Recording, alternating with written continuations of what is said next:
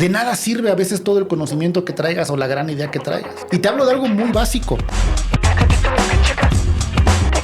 Es más importante escuchar que hablar, saber acercarte, porque solo hablas, te comienzas convirtiendo en alguien que solo se escucha a sí mismo. Suena muy básico, pero no lo es. Si no desarrollas una gran capacidad para comunicar tus ideas, la gente no te va a creer. Siempre vas a tener miedo, porque no vas a poder controlar todo lo que te rodea. No todo va a salir bien. Siempre tienes que estar preparado permanentemente para cómo es la vida. Bienvenido al podcast en donde platico con gente chingona. Platico con aquellos que trabajan en cumplir sus sueños, con aquellos que encuentran una oportunidad en la adversidad.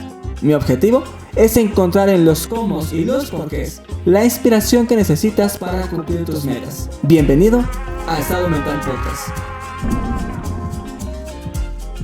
Diego, gracias por estar aquí. Bienvenido a un episodio de Estado Mental. Quiero iniciar este episodio con un extracto de T.S. Eliot que dice: en un mundo de fugitivos, aquel que toma la dirección contraria parece ser el que huye. Entiendo que esta frase te motivó y lo tomaste de inspiración para el nombre de una marca que hoy representa mucho en el ecosistema digital, los Eliot Awards. Así es, gracias por la invitación. Fíjate que siempre es importante saber guardar en la memoria no solo momentos, recuerdos, sino mensajes que archivas de alguna manera porque no sabes en qué momento van a cobrar sentido. Y esta frase yo la escuché en ese momento de un presidente de la República en un mensaje, justamente en un discurso donde hablaba de los liderazgos que requieren, pues en ese momento, los tiempos del futuro. Hoy te diría que los tiempos actuales, ¿no? De un liderazgo verdaderamente disruptor, transgresor. Transgresor diría que es la palabra porque creo que innovar dejó de ser innovador también. Y realmente hoy, y en esa frase se explica que verdaderamente para hacer algo distinto tienes que romper con muchas estructuras, con muchas reglas. Todos quieren el éxito y todos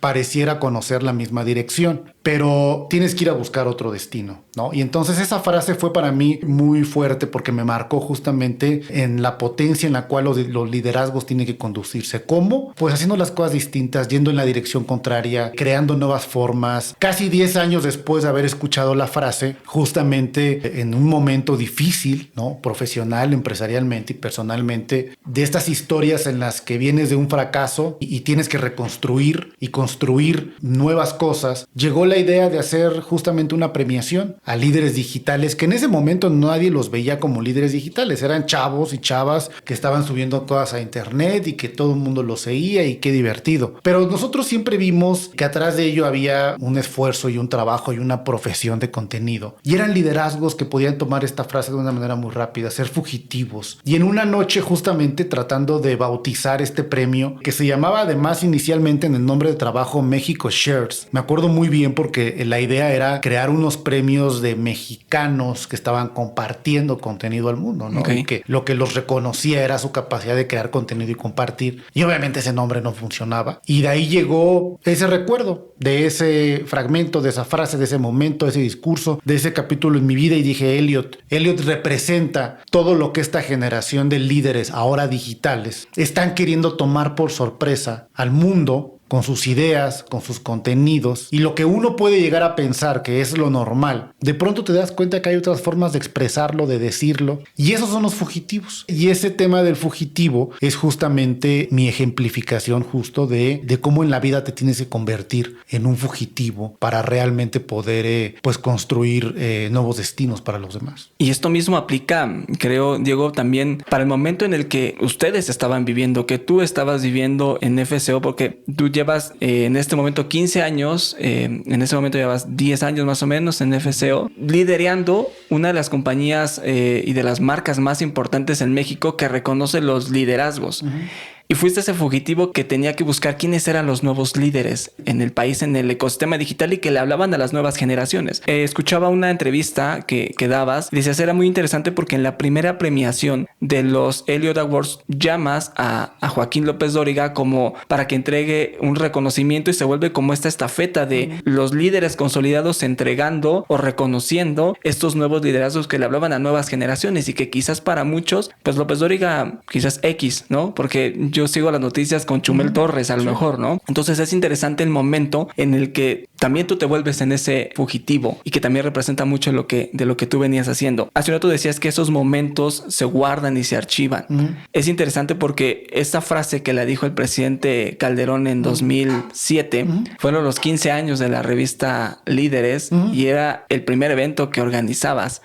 Y que ese discurso es muy importante e impactante, el cómo pareciera que el presidente, no sé si regaña, pero exhorta a todos estos líderes y decía, no sé si somos todos los que estamos y estamos todos los que son, porque ustedes son privilegiados. Ustedes tuvieron un México diferente al de una persona que hoy recoge su puesto en el eje central o una chica de Chimalhuacán que termina siendo prostituida en la Merced. Ustedes vivieron en un México diferente, lleno de oportunidades. ¿Cómo te sentiste en ese momento? Porque déjame pensar, era el primer evento que estabas haciendo. Tenías al presidente, pareciera que los estaba regañando y le diste la vuelta y convertiste el evento de los líderes en un evento donde todo el mundo quería participar. ¿Cómo encuentras esa oportunidad en esos momentos que parecen complicados? Un poquito más atrás, para responder tu pregunta, y me has hecho recordar, muchos de pronto encontrarme en esa tarde, ¿no? En la Hacienda de los Morales. Yo tenía poco tiempo en la compañía, en la empresa. Yo llegué a finales del 2005, principios de 2006, justamente a trabajar a la revista Líderes Mexicanos, que ya para entonces justo estaba a punto de cumplir 15 años la revista que había fundado Raúl Ferráez junto con su hermano Jorge. Me apasionaba mucho pensar que podía trabajar en una revista y hacer marketing en una revista, ¿no? Porque tiene su reto hacer marketing en los medios de comunicación. Estás hablando de un intangible, ¿no? Estás hablando de cómo creas un concepto que le significa a la gente, como todas las marcas, pero en los medios de comunicación tiene que haber algo que te conecte con lo que te da el medio y que eso te representa. Y yo llegué justamente a construir un área de marketing que no había, que Raúl tenía la visión de llevar su casa editorial, que en ese momento tenía la revista Líderes, tenía la revista Latino Líderes en los Estados Unidos y teníamos una revista del sector energético que en ese momento se llamaba El Mundo del Petróleo, ahora se llama Petróleo y Energía. ¿Y cómo sacábamos del papel la marca y la convertíamos en algo más que un objeto que pudiéramos llamar una revista? Y ese fue el reto justamente al inicio, el cómo podemos crear un concepto y cómo podemos trasladarlo a otro tipo de experiencias que le signifiquen a quien le hablan. Y ahí fue cuando comenzamos un año atrás, justo con el festejo de los 15 años. Ya al poco tiempo llegó esta comida. Ya teníamos nosotros una lista que teníamos poco tiempo de publicarla en la revista, que era la edición de los 300 líderes más influyentes de México, que a mí no me tocó comenzar con esa historia, pero sé lo difícil que es. Pues, ¿quién eres tú para decir correcto quiénes son los líderes más influyentes de un país, ¿no? Y obviamente esa autoridad te la vas ganando con el prestigio editorial, con el tiempo, con la reputación y con la aceptación también de los mismos lectores y de los mismos entrevistados. Ya la tenía en ese momento la revista Líderes y ya hacíamos la lista de los 300, pero no se había construido un concepto o una marca como tal más allá de la lista. Y justo ese evento que mencionas fue básicamente la primer comida de los 300 líderes más influyentes de México, donde entonces ya poníamos ingredientes que hoy nos pueden parecer muy normales. La pertenencia a una comunidad, ser parte de un grupo selecto, el aparecer en un reconocimiento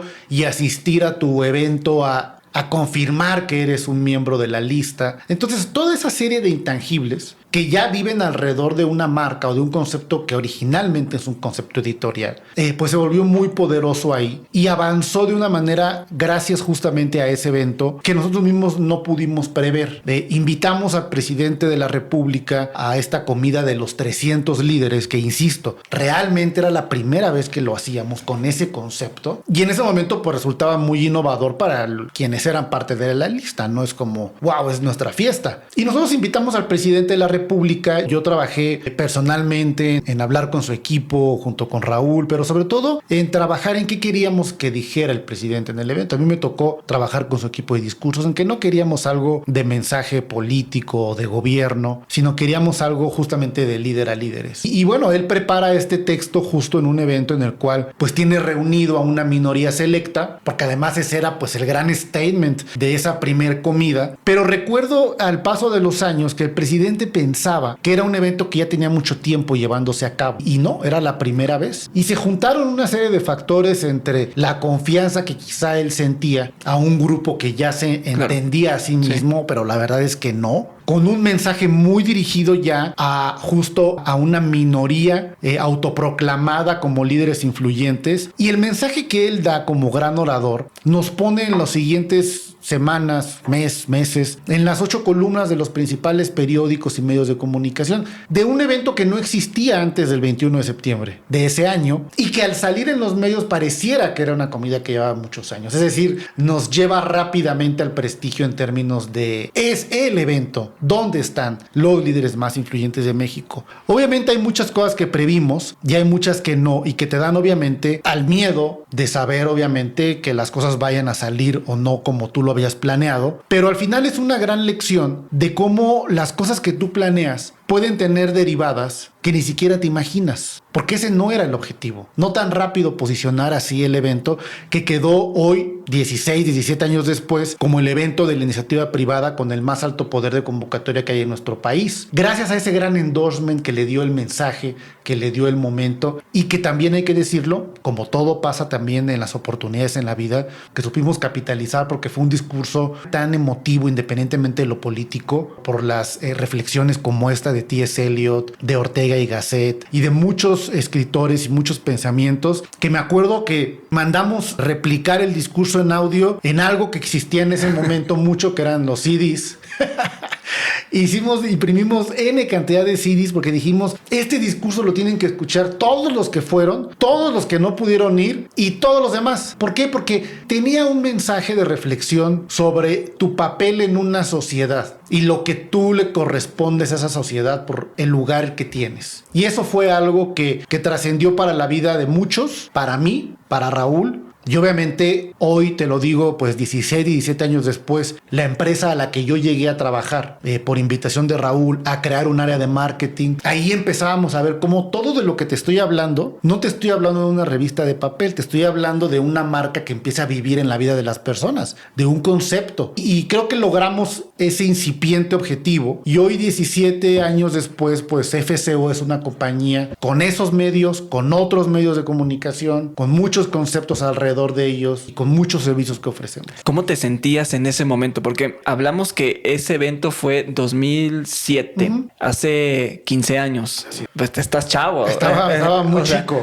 O sea, ¿cómo te sentí? ¿Cuántos años tenías? 20 años, ¿no? 20 y tantos. Por ahí, sí, 22 años, 23 años. O sea, un chavo de 22 años hablando con el equipo de presidencia de la República. No sé si hablaste antes con el presidente. Estabas hablando con los 300 líderes más importantes del país. Y como bien decías, bueno, ¿quién soy yo o la compañía para decir quién es el líder? Pero al final estabas sentado con los empresarios más importantes del país. ¿Cómo te sentías? O sea, ¿eras consciente de lo que estabas viviendo? No eras consciente. No, justo a eso iba. No, y hay muchas cosas en las cuales le puedo dar esa misma respuesta. De que llega un momento en que no te la crees tanto. Y a veces pareciera bueno no creértela tanto. Porque cuando realmente no te la crees tanto, eres hasta cierto punto un poco irresponsable. Porque no eres consciente realmente de lo que estás haciendo. Yo te puedo contar que en otras ediciones del evento de los 300 tuvimos momentos muy difíciles, igual con los equipos de los presidentes Enrique Peña o el mismo Felipe Calderón, con momentos muy tensos en las cuales tampoco eres consciente, ¿no? de tus negociaciones a ese nivel. Ponte a pensar en la responsabilidad que implica tener en un solo lugar, te hablo físicamente, un salón, pues a un gran porcentaje del PIB de un país,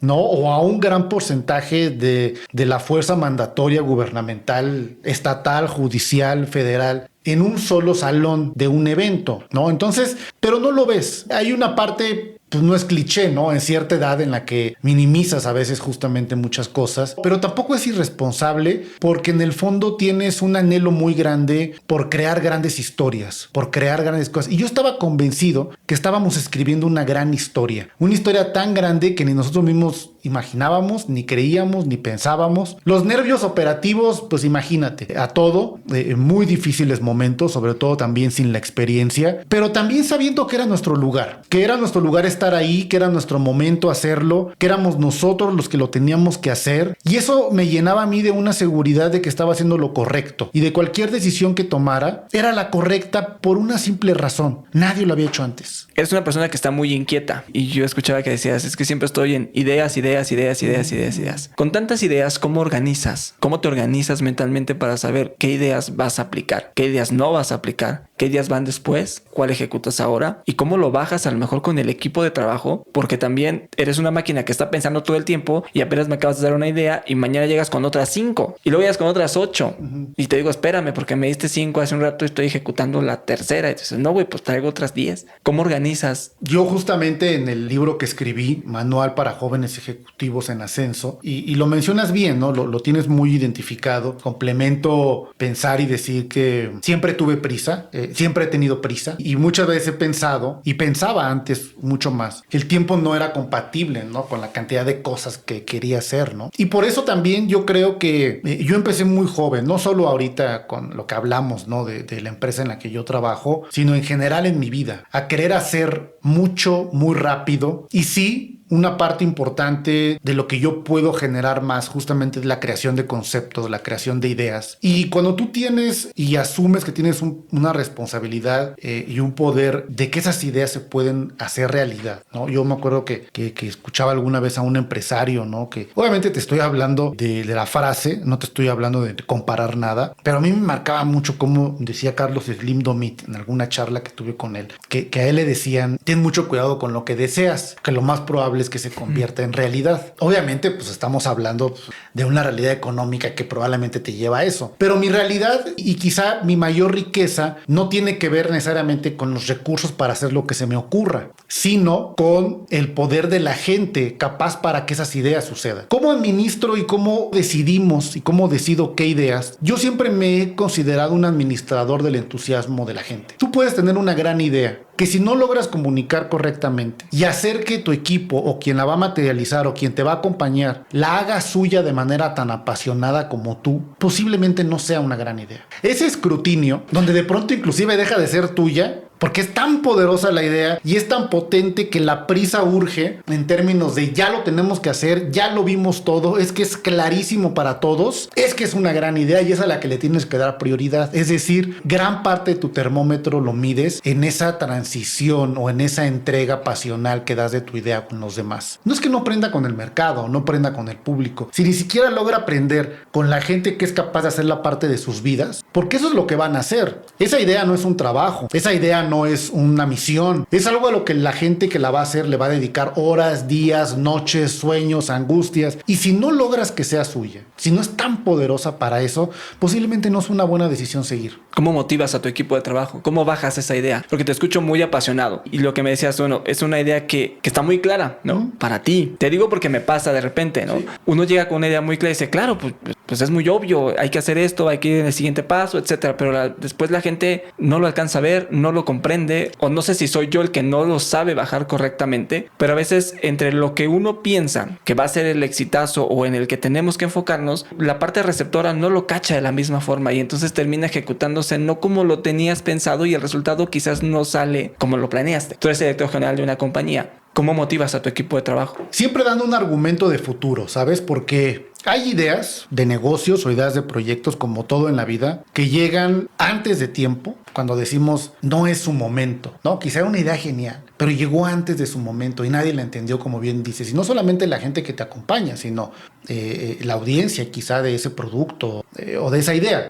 O hay unas que llegas tarde, ¿no? Hay muchas veces en la vida en la que llegaste tarde y ya no funcionó y ya no pegó porque llegaste tarde. Pero también a veces llegas temprano y tampoco funciona. Cuando puedes dar un argumento de futuro a tu equipo sobre el que esa idea funcione, ¿dónde nos va a poner a todos el día de mañana? No lo que hoy tenemos que cumplir para hoy, ni lo que le debemos a la historia, ni porque lo teníamos que hacer, ni porque es un buen negocio, sino dónde nos va a poner esa idea en el futuro. Ese es un argumento muy fuerte porque entonces siempre piensas o siempre trabajo yo en cómo eso que hacemos se puede convertir en el número 1 o en el 2 en camino al 1. No vamos a hacer algo porque tenemos que hacerlo o simplemente por hacerlo, sino porque se va a convertir en el reconocimiento a líderes digitales de habla hispana más importante del mundo, en el canal de YouTube de habla hispana más visto en el planeta, en el evento más importante de líderes de tu país, en la revista más importante de tu país. Es decir, con un objetivo de futuro Porque lo que entonces vendemos, y yo le vendo a mi equipo y me vendo a mí mismo, es relevancia. Es eso que vamos a hacer, ¿es algo verdaderamente relevante? Yo mismo voy a ser relevante porque yo hice eso. En el futuro me voy a convertir en un referente y eso va a darle relevancia a mi trabajo. Si la respuesta es sí, vale la pena hacerlo, vale la pena que la gente se va a dedicar. ¿Por qué? Porque no va a estar viendo el día de mañana, ni va a estar viendo el día de ayer, ni va a estar viendo la friega que se va a meter la noche del día de hoy, sino le estás vendiendo futuro contra relevancia en decir, sí, yo quiero ser ese que el día de mañana van a decir, es que este es el referente en la industria. Vendiendo futuro, vendiendo relevancia. Dijiste algo muy interesante y me voy en dos caminos. Uno, el de llegar tarde. Tú llegaste hace 15 años a una empresa de medio de comunicación con líderes, que era una revista de papel. Cualquiera hoy podría decir que el papel está muriendo y que nadie compra revistas. No sé si esa afirmación que hago es correcta o esa asunción es correcta. Pero cualquiera puede pensar, pues nadie lee revistas. Si el contenido es gratuito, pues me lo echo en línea y ya. Que pues al final hay ciertos accesos. Pero bueno, ¿cómo haces para que hoy, bajo esta premisa de que quizás los medios digitales han tenido más exposición que las propias revistas tradicionales, cómo haces para que 30 años después la revista Líderes, que ha tenido personalidades del medio cultural, político, opinión, empresarial, artístico, tenga hoy un tiraje de 70,000 ejemplares mensuales y con meses de $1 millón de publicidad mensual por edición? ¿Cómo llevas algo que parece ser que está muriendo y lo llevas a ese nivel? Mira qué interesante pregunta, porque se liga un poco a lo anterior, ¿no? Cuando tienes una visión sí muy enfocada en tu presente, en tu negocio, en el contexto, en el mercado, en la competencia, claro que la debes de tener así. Pero perdón que haga énfasis otra vez en el tema de construir futuros, ¿no? Cuando tienes una visión muy perceptiva sobre los futuros posibles, y con esto no digo que tengas la certeza de lo que va a pasar, sino que estás imaginando sobre los futuros, puedes darte cuenta de muchas cosas. No me acuerdo qué año, pero debe tener cerca de 10 años por lo menos. Me acuerdo muy bien que hay una revista que se llama Newsweek. Y me acuerdo mucho haber ido al Sanborns, porque además era como ¡wow! Y era una portada donde venía desde la ventana de las oficinas de la editorial de Newsweek en Nueva York. Y era una fotografía de Manhattan desde sus ventanas. Y decía la portada The Last Print Issue. Y era un statement de la muerte de los medios tradicionales, de una revista como Newsweek que publicara su último número impreso. Y entonces, en ese momento, no era el boom de las redes sociales. Además, no existía, claro, como hoy. Era de las páginas de internet, era de los buscadores de internet. Inclusive dentro de ese mundo de internet, hay actores de internet que ya no existen, como Terra, como Yahoo. Sí. No son lo que hoy, no eran medios de comunicación completos. Ante ese embate digital, que en ese momento eran los .com, pues una revista como Newsweek bajaba las manos y decía, ya no podemos imprimir. ¿Qué decía en ese momento el futuro? Pues van a desaparecer, ¿no? Todo es digital. Todo es internet, la televisión, la radio va a desaparecer. Cuando haces un análisis de la historia de los medios de comunicación, te das cuenta que nunca un medio ha desaparecido a otro medio. Se adaptan o evolucionan. Y cuando digo se adaptan o evolucionan es toman su lugar en la historia, pero no desaparecen, no hay mediacidios, no existe. Cuando los periódicos tenían como principal atributo la inmediatez de la información y llega la radio, pues imagínate qué atributo de inmediatez de la información va a tener cuando prendo la radio. Entonces tiene que evolucionar a desarrollar la editorial, la columna, porque entonces me tiene que dar algo más que ya no sea la inmediatez, porque ya no me la puede dar. Pero esa lectura no me la da la radio. Entonces, ¿qué ha sucedido con las revistas en este tiempo? No solamente no desaparecieron, hoy Newsweek imprime, regresó a imprimir, porque Internet se convirtió en Internet y las revistas se convirtieron en revistas. Es decir, ni Internet quiso ser revista, ni una revista quiso ser Internet. Muchos cometimos el error de pensar que teníamos que por sacar nuestra edición digital en Cineo o en cualquier herramienta de esas, ya éramos digitales. Y una revista es una revista y es un objeto de culto hoy. Es decir, cuando tú entiendes que una revista no tiene botones y no tiene audios de botones, sino que es una experiencia de contenido, le das su correcto lugar en la historia en el futuro y en el presente a un medio de comunicación que, así como los libros, son un objeto de culto y son una experiencia de contenido. Hoy la revista Líderes Mexicanos tiene impresiones alrededor, el último número que hicimos de la edición de los 300 de julio es una revista de 500 páginas. Ni en los mejores tiempos teníamos ediciones de 500 páginas y hoy tenemos ediciones de 500 páginas con la edición de una revista con venta de publicidad más grande en la historia de las revistas de habla hispana. Fue la edición del año pasado, además en pandemia, de junio del año pasado. ¿Por qué? Porque entendimos que una revista es una experiencia de contenido que tiene su audiencia específica que le interesa ese tema, que no vamos a competir con otros medios, que no vamos a competir con otro volumen, que entiendes el círculo virtuoso entre el lector, el entrevistado, el anunciante y logras conjuntar los intereses de ese nicho de mercado que tienes y entiendes que tiene un lugar justamente en un nicho específico. Hay 70,000 revistas que imprimimos con un pass and log de cerca de 3.2, lo cual te lleva a 230,000 lectores. Hay 230,000 lectores de revistas. Sí, claro, hay 1 millón de followers en una cuenta de TikTok. Sí, esos son seguidores de una cuenta de TikTok. Estos son lectores de una revista que están dispuestos a vivir una experiencia de contenido con la intimidad que requiere el papel, con la nota que le haces en la esquina, con el doblez que le haces en la otra hoja, con guardarla y aprender. Sobre todo, además de un contenido que tiene la revista Líderes, que es un contenido atemporal. Es decir, la historia de Manuel Felgueres, el artista plástico mexicano, tú la lees hoy o la lees en 10 años, va a ser igual de inspiradora, porque Manuel Felgueres hoy ya no está vivo. Entonces, el futuro hoy de las revistas y el futuro de los medios impresos es un futuro de una experiencia de contenido que logra no pelearse con otros espacios de otros medios, que encuentra el suyo, que lo respeta, que lo define y que le da a esa persona la experiencia que quiere. Ahorita que decías objetos de culto, pensaba quizás en similitud con los libros, ¿no? Puedes leer un libro en papel o en un Kindle, pero al final la experiencia es completamente distinta. O ir al cine, ¿no? Y la adaptación de los medios de comunicación, pensaba en un second screen, ¿no? Porque estás viendo algo en televisión y pues sacas el celular y empiezas a ver la canción, quién escribió, quién actúa. Entonces se vuelve un complemento uno del otro, que van evolucionando y adaptándose a las nuevas necesidades del mercado. Ahorita que lo decías, me parece muy interesante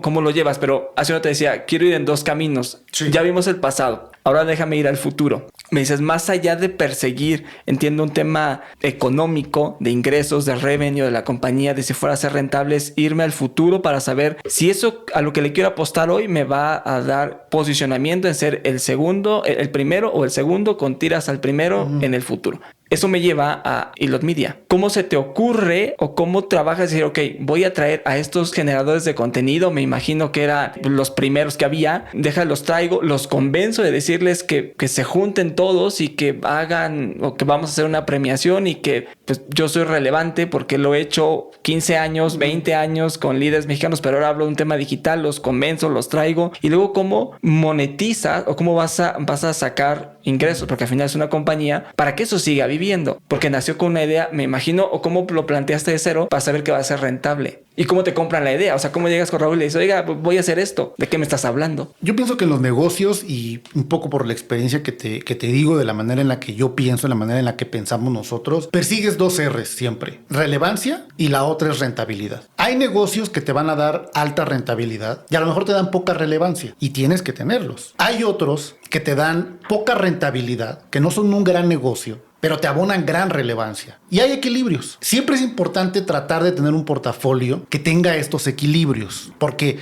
no todo es core business. Hay side business que tienes que saber entender y administrar, y que esos son y que te van a alimentar un core business. Y es donde vas a encontrar justamente esa relevancia. ¿Por qué cuando yo te decía lo de pensar en futuro y pensar en el objetivo de relevancia? Porque una vez que te conviertes relevante, te conviertes deseable. Y cuando te conviertes deseable, lo más probable es que te conviertas rentable. Pero es diferente a quererte convertir rentable en un principio. Por eso, pensar siempre en decir, es que esto se va a convertir el día de mañana en el número de X tema. Para esos lugares hay pocos en la historia. Pocos, es finito.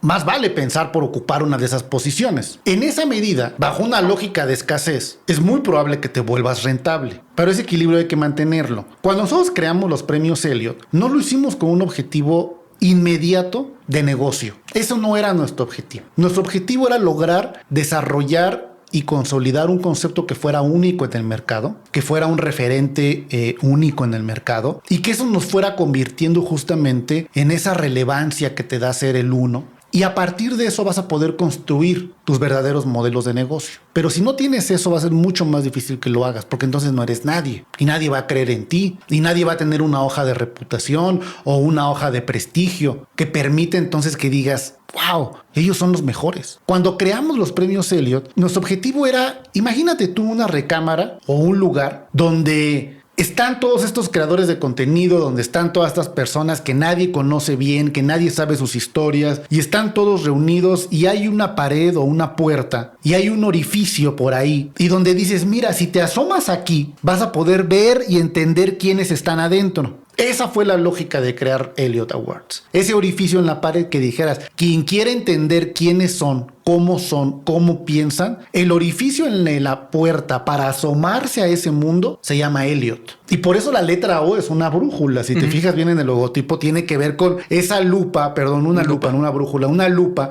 que te permite ver que detrás de esos binarios, números, hay gente con nombre, apellido, historia, sueños. Y Elliot te permitía y te permite, en ese momento la propuesta era ver ese mercado, ver ese mundo, entenderlo, saber quiénes son, porque no había nada que te permitiera asomarte a ese lugar. En la medida en que nos fuimos construyendo como esa lupa, pudimos hacernos relevantes en el gremio de los creadores de contenido, frente a las marcas, frente a los medios de comunicación, frente a las audiencias, y entonces sí comenzamos a pensar en dónde iba a estar nuestra rentabilidad. Ahí fue cuando el año 2 decidimos crear el canal de YouTube Elliot Channel. Ahí sí, como un medio de comunicación, generando contenido, hablándole a la audiencia, a la generación Z hoy definida, y hoy tenemos 260 millones de views mensuales, 20 millones de usuarios únicos. Ayer entraron 10 millones de personas a ver nuestro contenido nada más. Es el medio de comunicación, el canal de YouTube de habla hispana más visto del mundo. ¿Qué me permite tener eso? Con los premios tengo relevancia,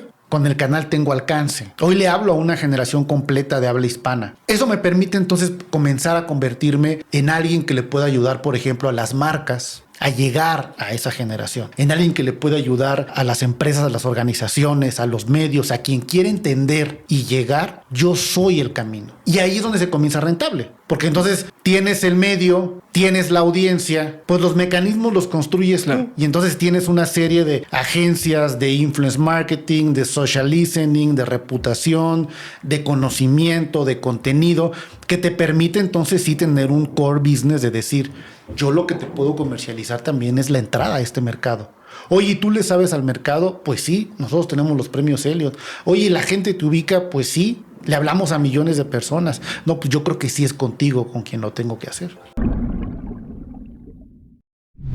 Bienvenido al único curso que te llevará a tener un podcast realmente exitoso y convertirte en un podcast master. En este curso quiero compartirte todos los aprendizajes que he tenido a lo largo de los años. Si estás pensando en iniciar un podcast y no sabes por dónde comenzar, o ya tienes un podcast y quieres profesionalizarlo, estoy seguro que todo el contenido que preparamos te será de mucha ayuda.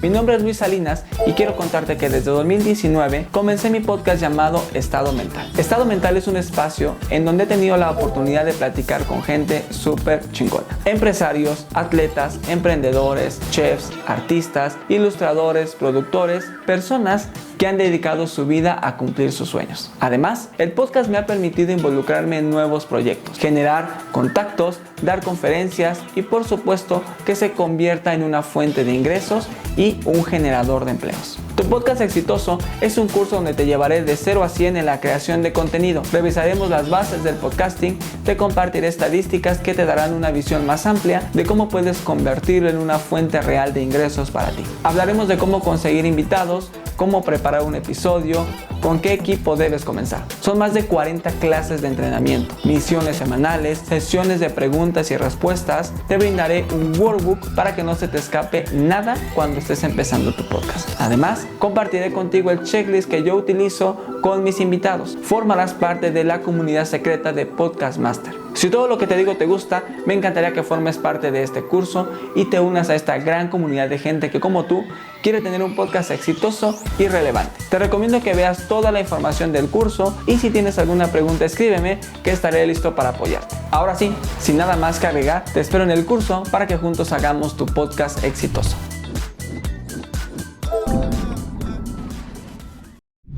Que hoy en FCO, como compañía, dentro de la división de Elliot tienes diferentes agencias, que es justo lo que decías, ¿no? Tienes agencias de influence marketing, de content, etcétera. ¿En qué momento jala? ¿No? O sea, funcionó muy bien. Evidentemente hay una planeación, ejecución, pero jaló. Pero también sé que ha habido momentos en el que no siempre jala. Así es. ¿En qué momento dices, bueno, sí, hago una evaluación, hago un juicio de valor y digo, creo que esto no va por buen camino, o todavía hay que insistirle más? ¿En qué momento lo haces? Y pones un stop y dices, bueno, mejor me salgo porque no va por ese camino. No fue en el año 1, no fue la primera edición de los Elliot cuando nos dimos cuenta que esto jalaba. Después de esa noche y tuvimos un cóctel y recuerdo yo a John Farrell, el CEO de YouTube Latinoamérica, a Santi Curibreña en ese momento de Twitter, todos diciendo, wow, le pegaste un home run. Yo creo que ahí estaba testeada la idea. Por más que ya hubiera existido una primera edición, por más que ya hubiera un primer premio, por más que pudiéramos vanagloriarnos de haberlo hecho, hasta cierto punto estábamos testeando todavía la idea. Fue en el año 2, cuando lo hicimos ya en el Teatro Metropolitan, cuando vimos realmente si lo que habíamos hecho había sido un golpe de suerte, había sido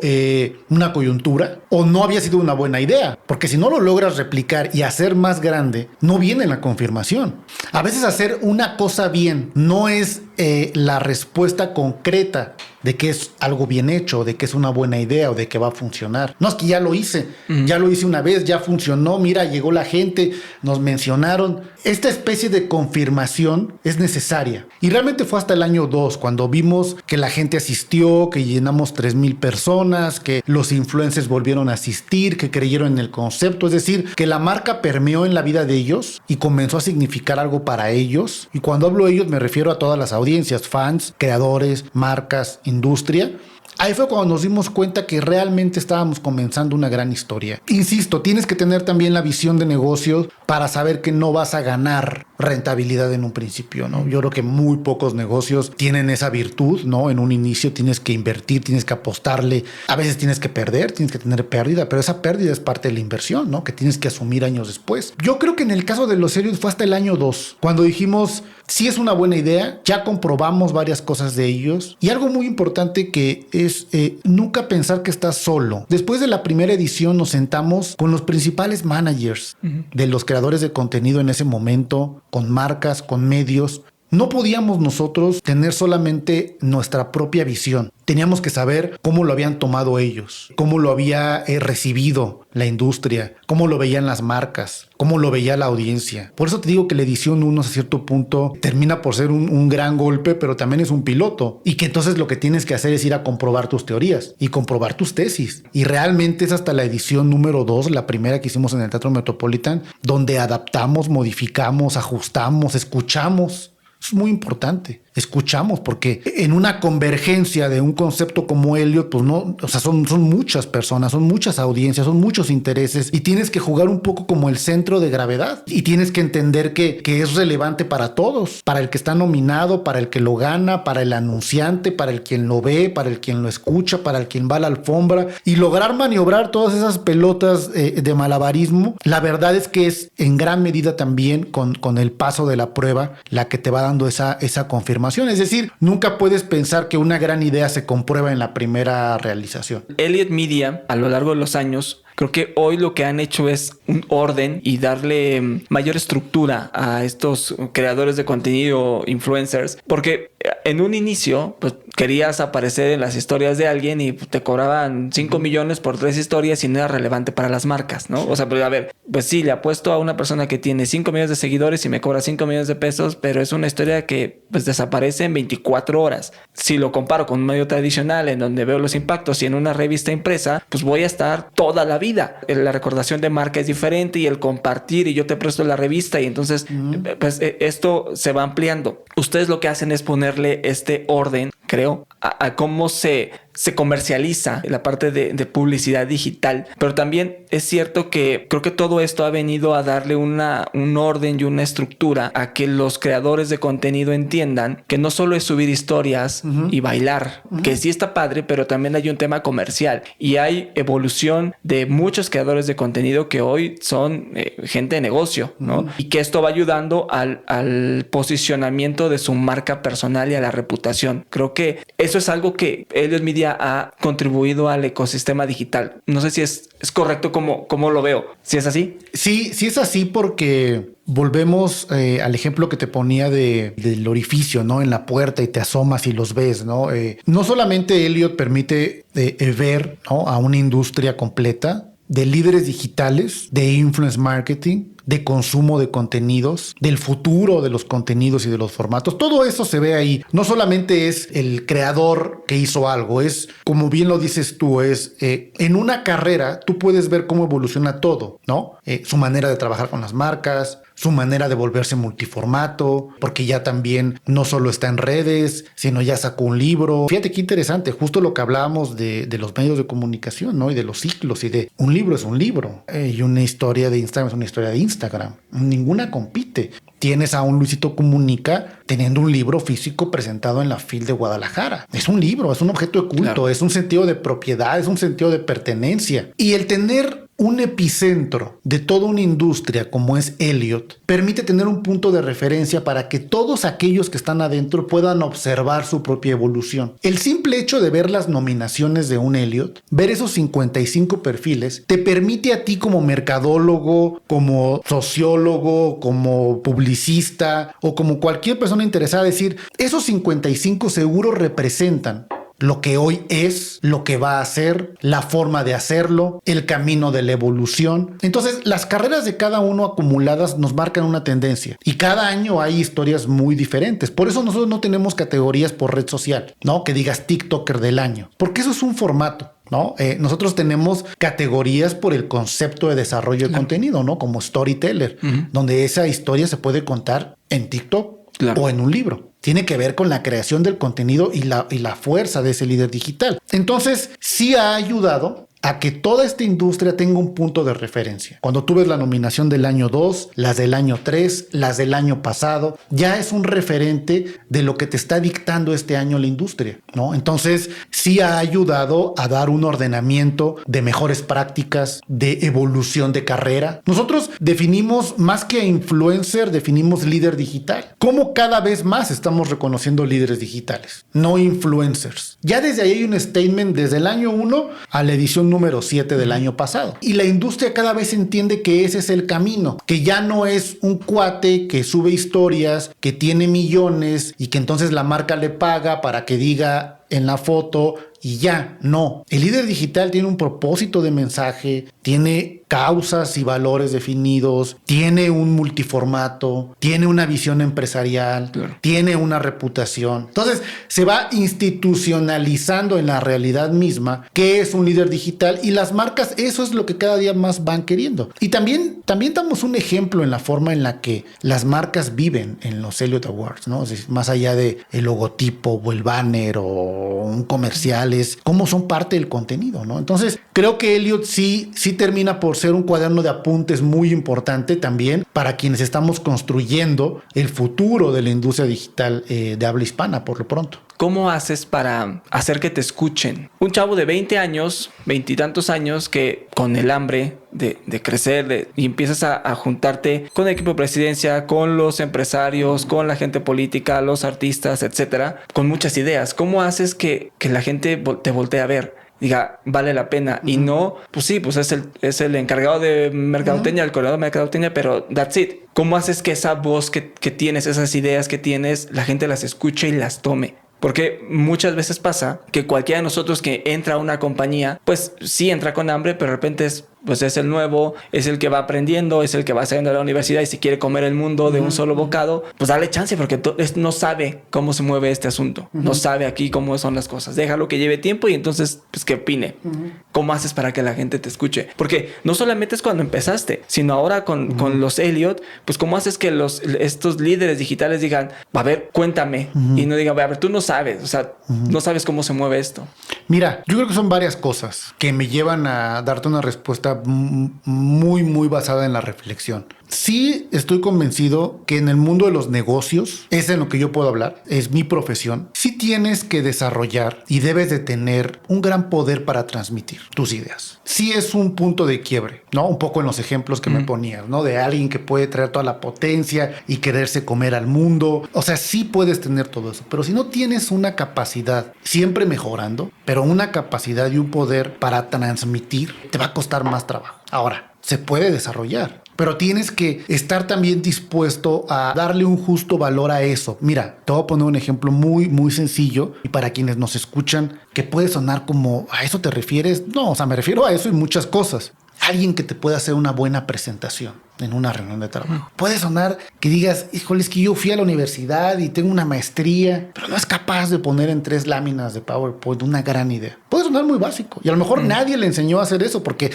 cualquiera pensó que qué relevante puede ser aprender a hacer una presentación en Keynote. Bueno, si no es capaz de hacer eso con maestría, de nada sirve a veces todo el conocimiento que traigas o la gran idea que traigas. Y te hablo de algo muy básico. La biología, Dios, lo que sea tu poder creador, nos dio por algo 2 orejas y una boca. Es más importante escuchar que hablar. Y contrario a lo que pueda suceder ahorita en el sentido de sí transmitir una idea, también tienes que ser una persona que es capaz y tiene que desarrollar una gran habilidad para saber escuchar a los demás y saber dónde vas a conectar con esa persona que verdaderamente te está poniendo la atención, te está poniendo el interés, saber acercarte a ella, porque solo hablas, transmites, te comienzas convirtiendo en alguien que solo se escucha a sí mismo. Y tú quieres que sea la gente correcta la que te escuche, la que compre tu idea, la que muestre interés y tú lo identifiques y entonces le insistas. Entonces, sí tiene que ver con una gran capacidad de transmitir, pero también de escuchar y también de aprender a mejorar esa capacidad de transmitir, a retroalimentarte. Suena muy básico, pero no lo es. Si no desarrollas una gran capacidad para comunicar tus ideas, hablado, escrito, visual, el respeto al interlocutor, la gente no te va a creer. ¿Cómo identificas ese talento? A lo largo de tu historia, pues has tenido infinidad de equipos de trabajo y has platicado con N cantidad de personas. Sí. ¿Cómo identificas el talento de una persona para que forme parte de tu equipo? ¿En qué te basas? Ha pasado de todo. Dentro de FCO, pues hoy somos una compañía de medios donde hoy tenemos más de 100 colaboradores, desde los niveles directivos hasta el equipo más valioso operativo que podamos tener. Sí es importante, y yo cuando conformo equipos, saber qué aptitudes tienen, ¿no? O sea, obviamente estás contratando a alguien para un puesto en el que obviamente necesitas saber sobre esa disciplina. Pero sí tiene que ver mucho con saber identificar sus sueños y sus aspiraciones, ¿no? Y sus aptitudes sí son clave, pero la actitud que tiene frente a la vida es muy diferente. Alguien que no entiende a cierta edad la diferencia entre caminar y correr, posiblemente no sea tan confiable para mí. O sea, alguien que quiere llegar y en 3 meses ya quiere ser director porque entonces viene de tal universidad y ya tuvo estos 3 puestos y entonces ya cree que merece. El camino se hizo para recorrerse. Y alguien que tiene la madurez para tener la paciencia y la humildad para saber que tiene que aprender y tiene esa actitud frente a la vida de decir es momento de caminar, no de correr, y tener esa sabiduría, esa actitud de saber que tienes que construir a ti mismo, eso es clave para darte cuenta de alguien que sabe que no solamente desea tener éxito, sino que está dispuesto a pagar el precio por él. Porque hay mucha gente que llega que quiere tener éxito y que lo desea y que siente que lo merece y está bien, pero alguien que habla contigo y sabe que tiene que recorrer el camino es porque quiere trabajar, es porque quiere hacer lo que hay que hacer, es porque quiere equivocarse, es porque sabe escuchar. Esa gente la identificas, que tiene esa humildad, pero también esa ambición para justamente querer ganar a partir de construir, no solamente porque lo merezco. Es clave identificar los sueños y los anhelos de la gente para darte cuenta realmente de quién está así ubicado y centrado. Y no tiene que ver con la edad. Hay gente muy, muy joven que ya lo ve así, que ya lo piensa así. Y hay gente que no tan joven que no logra entenderlo y vive toda su vida frustrada esperando que alguien le dé la oportunidad que él considera que merece simplemente porque sí, pero no ha hecho el más mínimo esfuerzo por trabajarla, porque no se ha dado esa oportunidad de decir, sí, tal vez yo tengo que empezar desde acá. Entonces tiene que ver mucho con la forma en la que ven la vida y de eso yo me fijo mucho. Ahorita que decías eso, no solamente lo relacionaba con equipos de trabajo, sino imagino que con pues todos los años que llevas en esta compañía, pues te ha tocado ver estos grandes liderazgos empresariales y que al final son riquezas del abuelo y que se empiezan a perder en las siguientes generaciones por el hecho de que creen que merecen todo y que no trabajan en nada, ¿no? O sea, esperan a que mi papá me herede la compañía, me herede el dinero y como no tengo la menor preparación en nada, olvídate académica, siquiera personal de construir, pues la terminas perdiendo y muchas compañías terminan diluyéndose en nada en las siguientes generaciones por una mala apreciación de las siguientes generaciones en que creen que por el hecho de estar lo merecen todo, ¿no? Así es. ¿Cómo enfrentas la adversidad? Porque hemos hablado de estos grandes momentos, pero también decíamos hace un rato, ha habido momentos que no son tan buenos y ¿cómo lo asumes? ¿Qué introspección haces para decir, ok, pues a lo que sigue, ¿no? Porque te noto muy, dicen, echado para adelante y siempre viendo lo que viene, pero ¿qué pasa en esos momentos de adversidad? Hasta cierto punto, yo te diría, y no quiero ser tan categórico, que cuando dices esos momentos de adversidad pareciera ser un instante que sucede. Y yo creo que la adversidad está en todo momento. No es algo que pasa trágicamente mañana por la tarde. Y frente a pensar en que la adversidad está en todo momento, viene a justamente una capacidad de reinventarte constantemente. No, porque entonces, si tú crees que la adversidad va a llegar cuando realmente haya un fatalismo y entonces eso te va a derrumbar y te vas a tardar en volverte a levantar y entonces de los fracasos, sí, pero esos pasan todos los días, ¿eh? Y si vives pensando que no van a pasar, cuando llega, te destruye. Pero si estás consciente de que la adversidad está en todo momento y tienes que aprender a vivir constantemente reinventándote. Yo he dicho que para reinventarse tienes 5 minutos y el minuto 6 es una pérdida de tiempo. Siempre te vas a sentir amenazado porque nunca vas a tener todas las variables que te dan seguridad en la vida, ¿no? Siempre vas a tener miedo porque no vas a poder controlar todo lo que te rodea. Siempre vas a tener incertidumbre porque no vas a saber el resultado de tus acciones en el futuro nunca, con ciencia cierta. Siempre vas a tener ese sentido de alerta. Y suena muy condenante, ¿no? El decir, no quiero esa vida. Bueno, el mundo de los negocios es así. Y saber que vas a vivir en un estado de alerta y que siempre vas a tener esa intranquilidad y siempre vas a tener esa insatisfacción. Siempre. Porque nunca nada te va a dar por satisfecho. Entonces, siempre vas a tener miedo, siempre vas a tener incertidumbre, siempre vas a vivir en alerta, siempre vas a estar intranquilo, siempre vas a sentirte insatisfecho. Todo eso junto te permite tener una capacidad de reinvención permanente, porque todo eso es como un resorte que te obliga siempre a estar reaccionando. Es una reacción natural. Reinventarse es una reacción natural a todo eso. Entonces, si tengo miedo, ¿qué voy a hacer diferente? Si tengo incertidumbre, ¿cómo me puedo anticipar? Si me siento insatisfecho,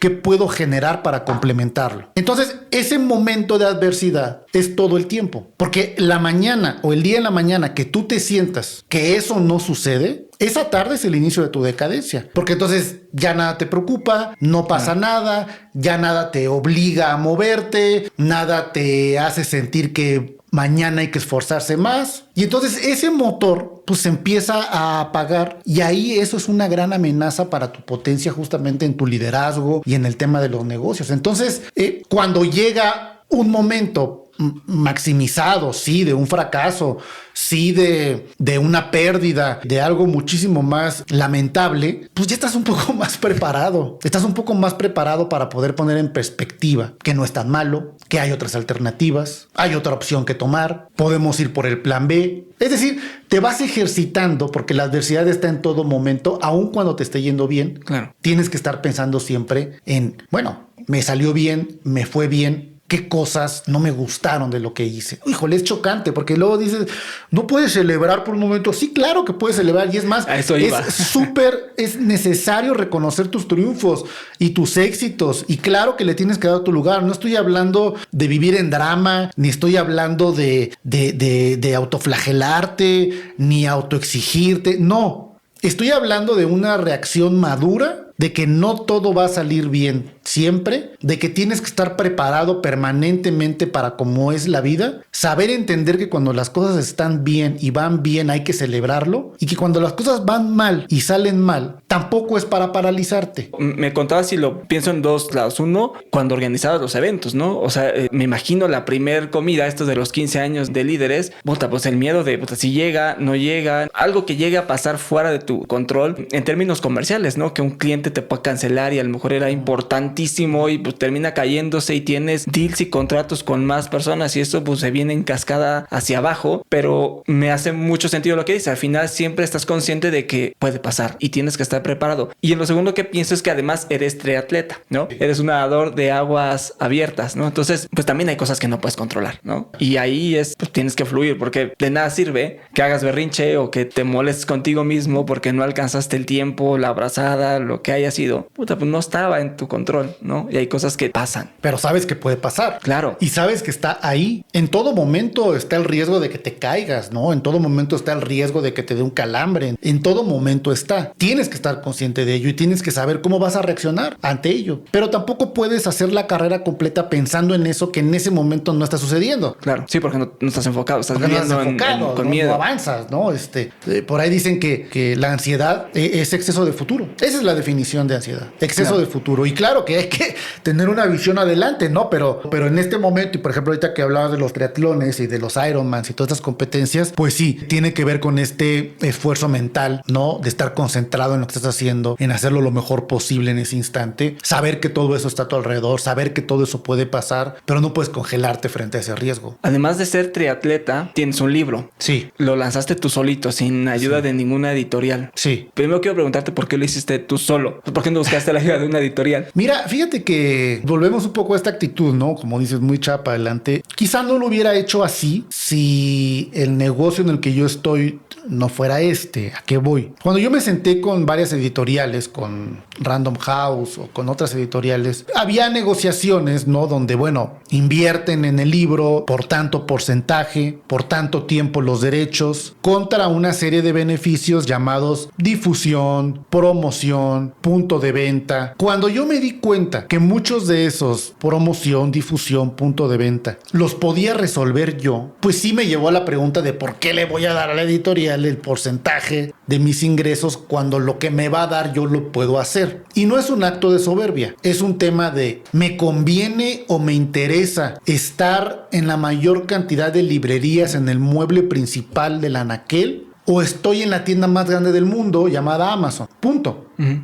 Me conviene estar en las redes sociales de la editorial hablando de mi libro en medio de otros 30 libros más, cuando tengo la red de líderes digitales, de creadores de contenido, de relación con medios, pues más importante que pueda haber para promocionarlo, para hablarlo. Entonces, cuando puse en la balanza, dije, bueno, claro, implica que yo tengo que hacer la inversión, ¿no? Pero entonces la decisión fue, voy a abrir yo mi propio sello editorial para publicar mi propio libro y correr el riesgo, ¿no? Del valor de mis ideas, de que la gente lo conecte, de que le guste. Pero mira qué interesante. Y volvemos, fíjate, vamos regresando a darle su justo lugar a las cosas. El libro solo se vende físico. No hay libro digital. No hay Kindle, no hay descargable, no hay por qué. El libro es un libro para mí, ¿no? Y lo compras en Amazon, pero compras el libro físico, claro. ¿No? Oye, pero ¿por qué no lo tienes en la versión digital? No lo sé, fíjate. A pesar de ser yo una persona que está en la punta de la industria digital, siento que un libro es un libro y que tienes que estar dispuesto a comprarlo y rayarlo y tenerlo en tu cabecera y regresar a él y meterle un separador y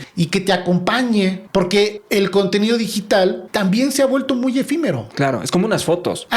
Me ha tocado imprimir fotos, sí. Porque de repente tienes cuántas fotos en tu iCloud, o sea, de repente es, puta, esta foto ni me acordaba, ¿no? Cuando tienes tanto, no tienes nada. Y es lo que hablamos antes de entrar al aire, ¿no? El tema del podcast, ¿no? Decíamos, bueno, es que es tantas imágenes, tantos videos, es tan efímero el consumo de contenidos que tener un libro se vuelve algo valioso, que tener un objeto se vuelve algo valioso, que comprar. ¿Por qué hoy hay un boom de los viniles para la música? ¿Por qué hoy se venden cámaras como Polaroid para tener tu foto instantánea conectadas a tu celular? Porque es la necesidad del objeto que te da ese sentido de propiedad, de presente y de pasado, ¿no? Y un libro para mí así es. 100%. En tu libro hablas has tenido la oportunidad de platicar con varias personas, ¿no? Uh-huh. Y hablas mucho de formación hacia los líderes, ¿no? Con estos consejos y estas anécdotas que has tenido con ellos, ¿no? Entonces, me parece interesante estas conversaciones que has tenido con ellos y el libro que tienes en sí. Y a raíz de eso me genera una duda de, ¿has encontrado un común denominador de toda esta gente, quién soy yo para llamar exitoso, pero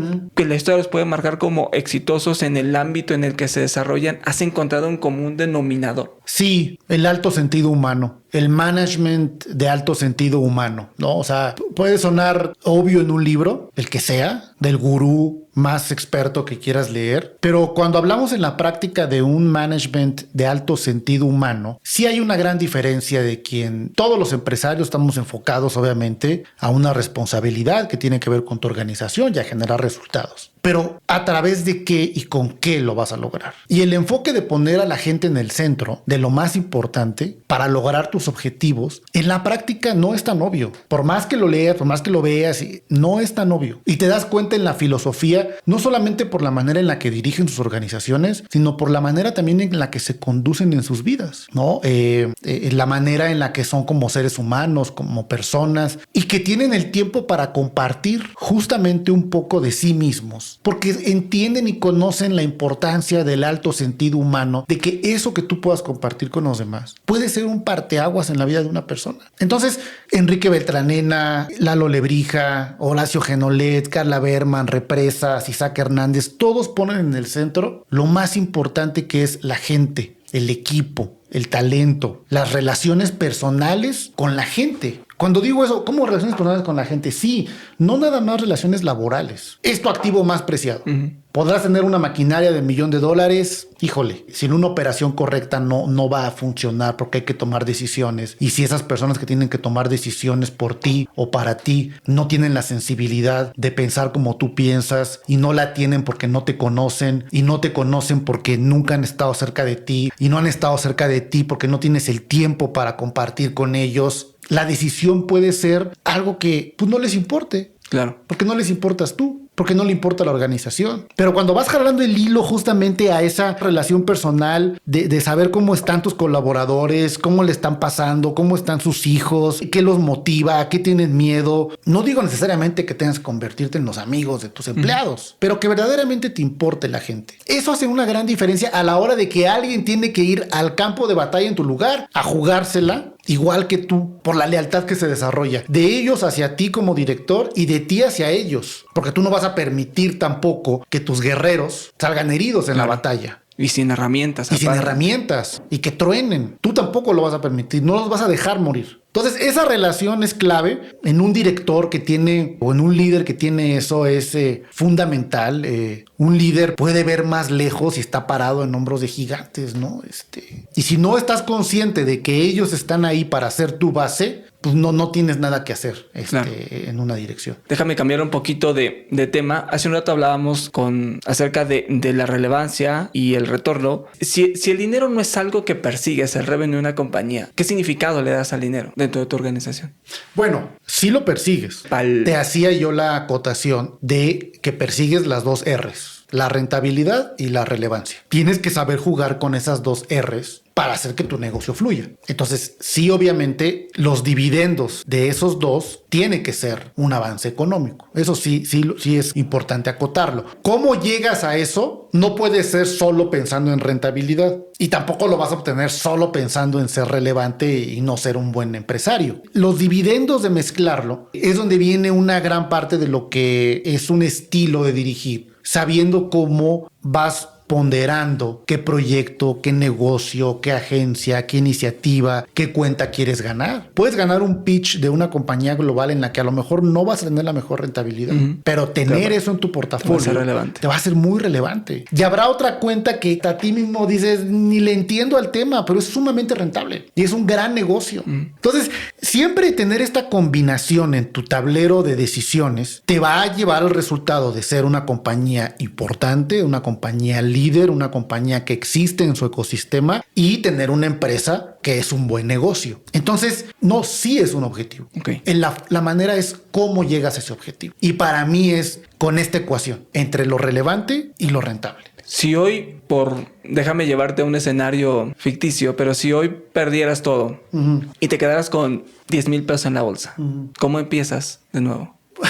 Pues construyendo alguna idea que pueda hacer con 10,000 pesos, construyendo o imaginando algún futuro o alguna idea que pueda hacer con 10,000 pesos, ¿no? Es decir, también tienes que ser muy consciente en que tienes que saber entender tu momento, tu contexto, tus dimensiones. Te lo pregunto porque en México no somos muy dados a reconocer el éxito ajeno, ¿no? Y siempre decimos, pues le va bien porque tiene sus cuates, te va bien porque son tus amigos, te va bien o porque es corrupto, por lo que quieras. Pero también hay gente que empieza de cero y puede empezar con 0 pesos, 10 pesos o con 10,000 o 100,000 o 1,000,000 de pesos, pero a veces no sabe qué hacer.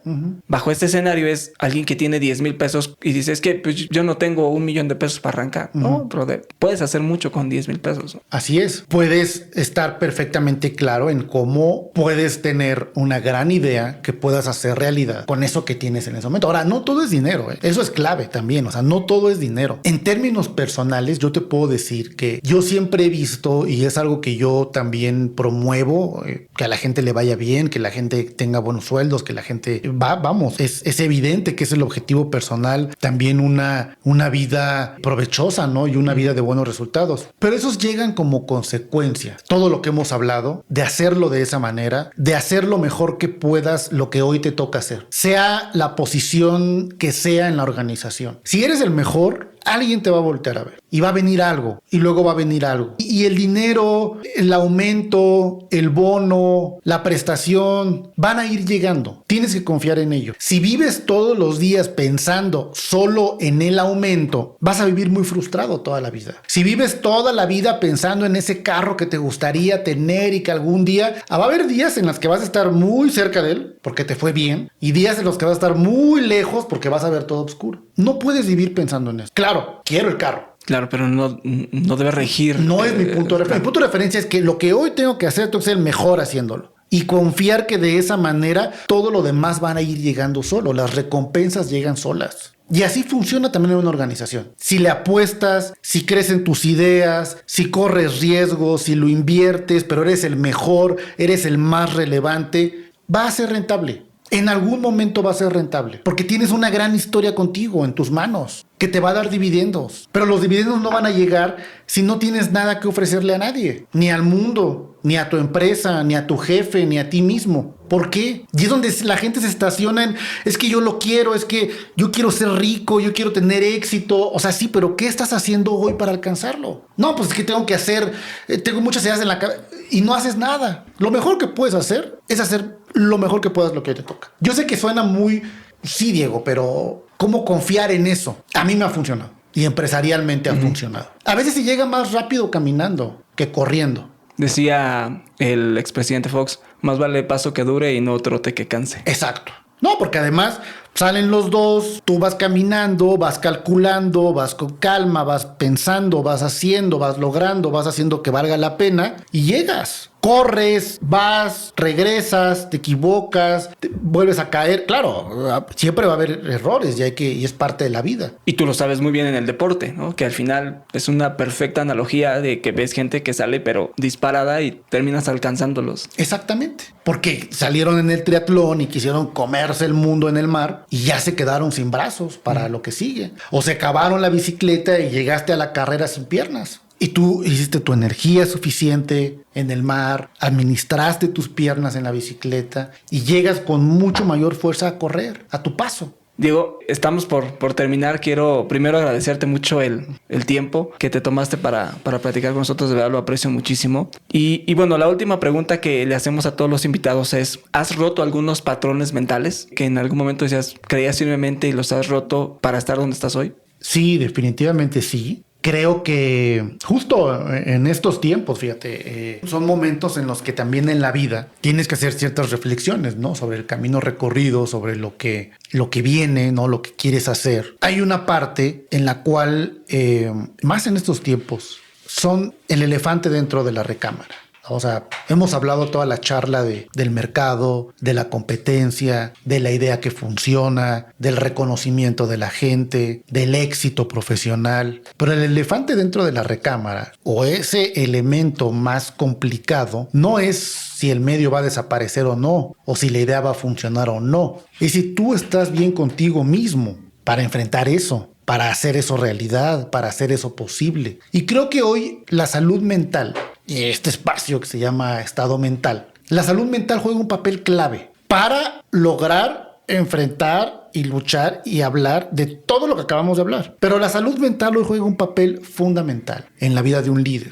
No solamente por ti, que es lo más importante en este sentido, sino por la responsabilidad que tienes por quienes creen en ti. Las decisiones que tomas. Al final en tus manos tienes la vida también o el rumbo de las vidas de muchas personas cuando diriges una empresa. Entonces creo que hoy tenemos que voltear más a ver también esa parte interna de cómo estás emocionalmente, de saber alertar antes de un burnout. Somos seres humanos. Podemos tener un colapso también porque estos tiempos nos ponen a prueba más. Estos 2 años de pandemia, yo no rompí los parámetros, los rompió la realidad. Uh-huh. Cosas que tú pensabas que ya sabías cómo iban a ser, que ya sabías qué ibas a hacer, que ya estabas confiado en cuál era la ruta.